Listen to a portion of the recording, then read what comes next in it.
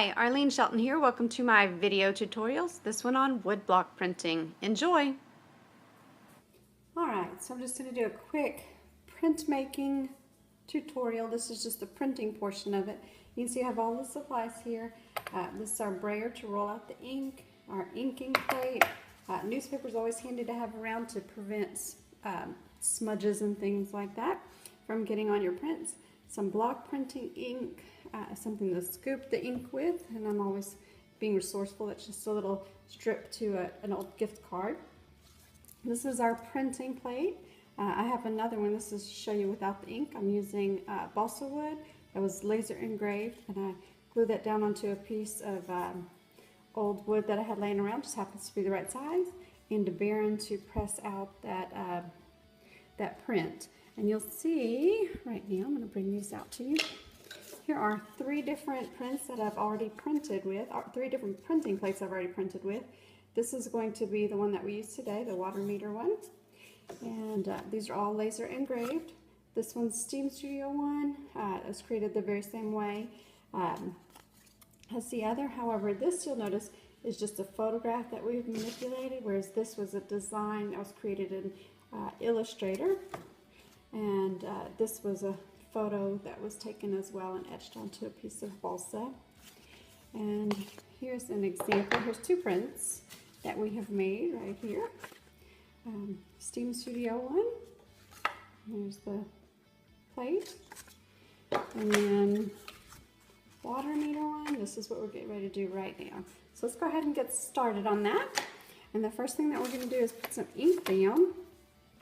Actually, I'm going to put some newspaper underneath this plate so that we don't get ink everywhere. Make clean up a lot easier. And then this is going to be our printing surface over here. Sorry about that. So here's the paper we're going to use. I just have a variety of different colors of scrap paper that I cut to size. And here we go. Got everything we need. Very handy. So this is the block printing ink, and I just take and make a bead of ink across the top there, just a thin little bead about the same length as the brayer. Just kind of guesstimate that. Move that over for you a little bit. And then we roll our brayer, ink our brayer, we roll it into the ink and just barely tap, and then start working this way. And the reason for this is because it will help to get an even distribution of ink without too much or too little ink on that brayer. And we just keep going in different directions until we get that all evenly inked up.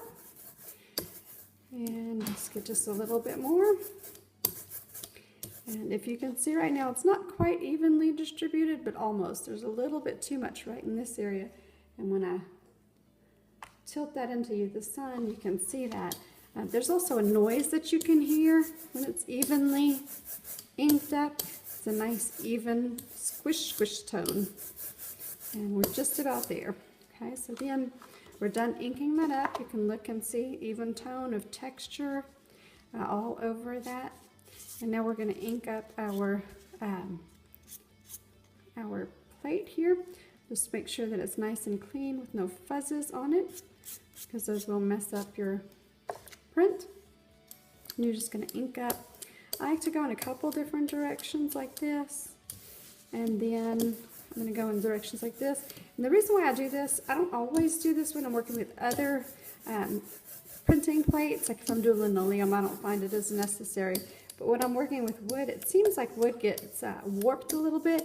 And so for the best inking process, I found that if we go in a few different directions, it actually works best like that. So almost done. Whoop. And that's exactly why we have that newspaper there. So when I go to print, I'll just switch that out, and you won't make any messes on your paper. So then I'm going to look and see if that's evenly inked up, and that's pretty good. I'm going to go ahead and test to print out. Switch this out real quick.